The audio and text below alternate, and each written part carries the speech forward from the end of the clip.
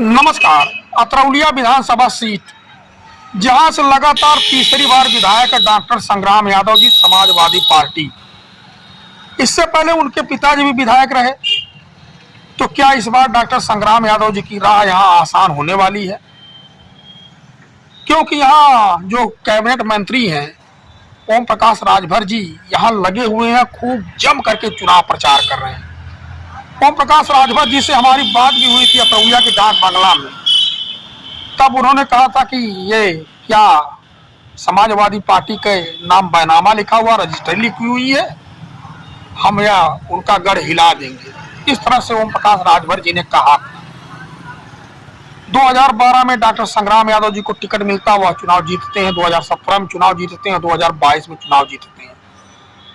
2022 में यह सीट गठबंधन के तहत निषाद पार्टी को मिला।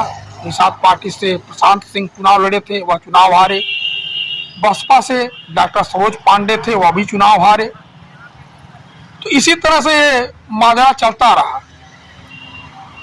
2007 की बता दे रहे हैं। 2007 में यहां से सुरेंद्र मिश्रा जी चुनाव जीते थे बहुजन समाज पार्टी से। तब श्री बलराम यादव थे जो डॉक्टर संग्राम यादव जी के पिता, वह चुनाव हार गए थे। सुरेंद्र मिश्रा जी चुनाव जीत गए थे। उसके बाद से श्री बलराम यादव जी यहाँ चुनाव नहीं लड़े। बलराम यादव जी को सपा ने एमएलसी बना दिया था। 2007 के बाद 9 के आसपास एमएलसी बना दिया था, बसपा की सरकार जब बनी थी।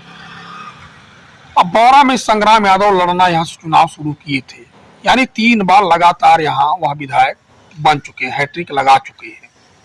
तो चौथी बार भी उनका यहाँ से टिकट मिलना तय है। इलाके में उनके जो समर्थक हैं काफी लोग हैं, लेकिन अगर जातिवाद आंकड़ा देखा जाए तो अभी उनके पक्ष में है।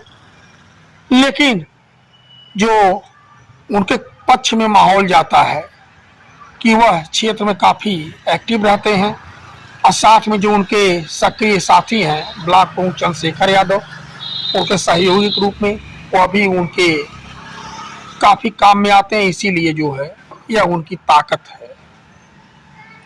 तो संग्राम यादव जो है एक बार फिर से 2027 के लिए समाजवादी पार्टी के लिए अतरौलिया से उपयुक्त साबित होंगे।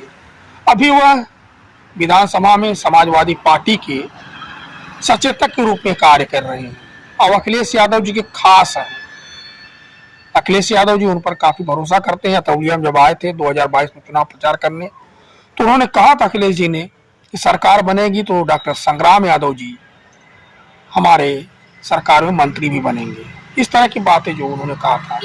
अभी डॉक्टर संग्राम यादव जी विधायक हैं, तो उनके पिता जो बलराम यादव जी हैं, जो समाजवादी पार्टी के संस्थापक सदस्य हैं, वह एमएलसी हैं, हाल ही में जो बनाए गए हैं गुड्डू जमाली जी के साथ। श्री गुड्डू जमाली जी बनाए गए, वो बनाए गए, और एक किरणपाल कश्यप जी, 3 लोग एमएलसी बनाए गए थे।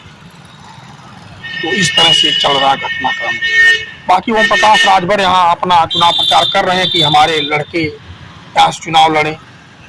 अपने लिए वह लगे हुए थे, लेकिन इसी बीच ओम प्रकाश राजभर जी की तबीयत खराब हो गई। लखनऊ में जाकर के वह भर्ती हुए, उनका इलाज हुआ। वह अभी तो स्वस्थ लग रहे हैं, लेकिन अभी जिस तरह से उनको एक्टिव होना चाहिए था, मतलब 1 महीना पहले जिस तरह से वह क्षेत्र में एक्टिव थे, अभी उस तरह से एक्टिव ओम प्रकाश राजभर जी नहीं है कि रह करके जो अपना चुनाव प्रचार या क्षेत्र में लोगों के बीच में उठक बैठक कर सके और अपनी नीतियों लोगों के बीच में बता सके।